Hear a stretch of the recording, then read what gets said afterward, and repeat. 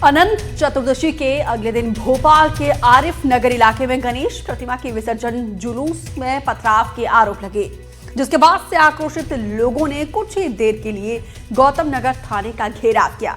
इसी बीच मामले से जुड़ा एक और तथ्य अहम जो है वो सामने आया है, जिसका नाम मौजूदा एफआईआर में आरोपियों में है।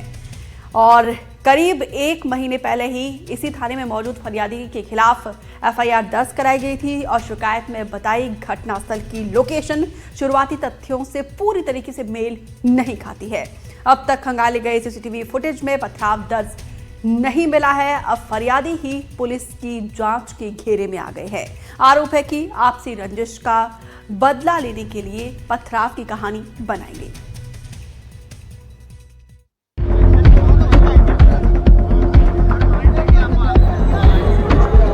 कृपया आप लोग शांति बनाए रखें, हम आपकी बात सुन रहे हैं।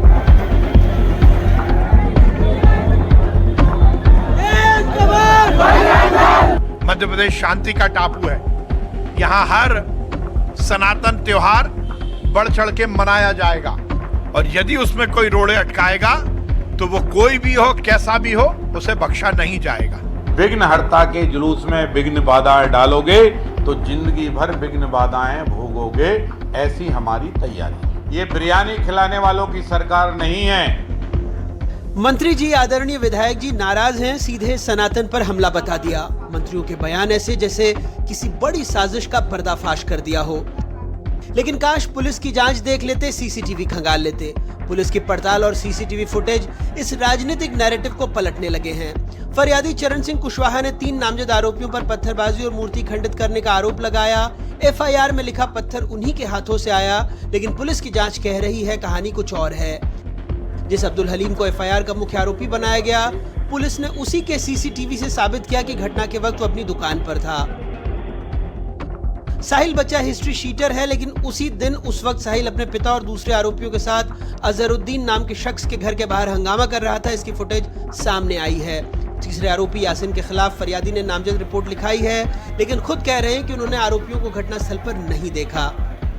हम लोग को सूचना मिली कि पथराव का ऐसा केस सामने आया है। हम लोग सब पूरी टीम हमारी काल मौके पर पहुंची और जो तभी हम लोगों ने उनसे कहा था कि आप लोग तत्काल जो भी है इशू सामने आया तो आप एफआईआर कराइए, but somehow they were reluctant और उसके काफ़ी समय बाद, घटना के लगभग आधे पौन घंटे बाद उन्होंने एफआईआर कराई।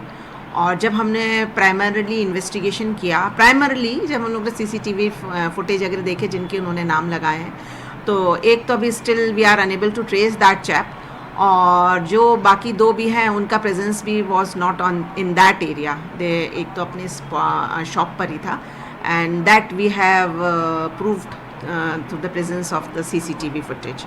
तो प्राइमरली जो एविडेंसेस आए हैं, और वहाँ पे भी जो हम लोग ने बाय स्टैंडर्स से भी पूछा और भी जो झांकी के साथ भी थे, तो इस तरह से कोई ना, still they are not coming for giving statements. Police को की गई शिकायत के मुताबिक बैरसिया रोड की झांकी सोमवार शाम 7:41 पर निकली। विसर्जन के लिए उसे खटलापुरा घाट पहुंचना था। आरिफ नगर मस्जिद के आगे अचानक कुछ असामाजिक तत्वों ने पथराव कर दिया। इसमें गणेश जी की बड़ी प्रतिमा और ट्राले में रखी छोटी मूर्तियां खंडित हो गईं।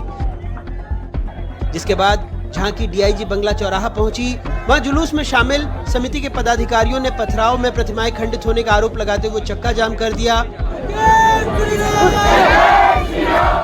हालांकि जिन लोगों की पुलिस ने गवाही ली, उन्होंने भी मामले से इनकार किया है। पथराव हुआ ही नहीं, हम भी तो यही बोलने गए थे, चलिए भैया देखिए चल के अपन सब। मैंने हमारे मोहल्लेदार हैं वो लोग भैया, तो बहुत ही अच्छे मोहल्ले वाले हैं। अधिकारियों ने दिखाया तो हमें, तो कुछ न कोई भी ऐसा है ही नहीं। पथराव बिल्कुल आराम से झांकी निकलती हुई है, आप देखिए ना ये अधिकारियों ने। जी, एनडीटीवी ने मामले में फरियादी चरण सिंह कुशवाहा से बात करने की कोशिश की, लेकिन उसने पहले फोन नहीं उठाया। बाद में कहा वो कोर्ट में है। परसों जो प्रतिमा खंडित हुई थी उस पर एफआईआर आपने ही करवाई थी ना? अच्छा, ठीक। वैसे फरियादी और आरोपी अब्दुल हलीम के बीच पहले भी विवाद हो चुका है। फरियादी चरण सिंह के खिलाफ मौजूदा आरोपी अब्दुल हलीम ने 8 अगस्त को एफआईआर करवाई थी, जिसमें आरोप लगाया था कि काम के दौरान कुशवाहा और उसके साथियों ने उसके साथ गाली गलौज की और वाहन में आग लगाने और जान से मारने की धमकी दी। अब इस मामले में फरियादियों के खिलाफ एफआईआर की मांग हो रही है। कार्रवाई उनके ऊपर होना चाहिए जिन्होंने बिना सच सामने आए एक एरिया को टारगेट करा। एक समुदाय को टारगेट करा। कमिश्नर साहब से मिलने जा रहे हैं कि उनके ऊपर कार्रवाई होना चाहिए और उन लोगों के ऊपर भी कार्रवाई होना चाहिए जिन्होंने ये झूठा इल्ज़ाम लगाया। माहौल को ख़राब करा, दंगा करने की साजिश थी और भोपाल का माहौल बिगाड़ने की साजिश करी जा रही थी। तो हम लोग चाहते हैं ऐसे लोगों के ऊपर कार्रवाई हो। झूठी एफआईआर पर अगर ऐसा let the things come during the course of investigation, अगर इस तरह से पूरा हम लोगों के इन्वेस्टिगेशन में आएगा तो निश्चित ही है जो लीगल कोर्स ऑफ एक्शन है, we will take legal course of action. सांप्रदायिक भावनाओं को भड़काने वाले लोग, किसी भी वर्ग के किसी भी पक्ष के लोग हो, शासन प्रशासन को उन पर कड़ी नज़र रखना चाहिए और जिस प्रकार के जब धार्मिक कार्यक्रम होते हैं तो उसके पहले उन पर नज़रबंदी होना चाहिए। और साथ में ये भी कहूँगा कि हर समाज को अपने अपने धर्म को में आस्था है, एक दूसरे समाज के धर्मों को भी सम्मान देना चाहिए। सच्चाई क्या है ये सीसीटीवी और पुलिस की जांच तय करेगी, लेकिन ये साफ है कि संवेदनशील मौकों पर नेताओं ने बयानबाजी से नैरेटिव रचने की जल्दबाजी दिखाई। वही धर्म के जानकार भी पूछ रहे हैं कि अनंत चतुर्दशी खत्म होने के बाद श्राद्ध पक्ष में विग्रह का विसर्जन क्यों हो रहा है। अनंत चतुर्दशी के अगले दिन भोपाल के गौतम नगर इलाके में गणेश जी की प्रतिमा पर पथराव के आरोप लगे, लेकिन पुलिस की जांच में फिलहाल ये आरोप सच नहीं पाए गए हैं। हालांकि फिर भी एफआईआर तो दर्ज हो ही गई है और हम सच ढूंढने निकले हैं तो याद आता है, जो देखता हूँ वही बोलने का आदी हूँ, मैं अपने शहर का सबसे बड़ा फसादी हूँ। भोपाल से अपने कैमरे सहयोगी रिजवान खान के साथ अनुराग द्वारी, एनडीटीवी।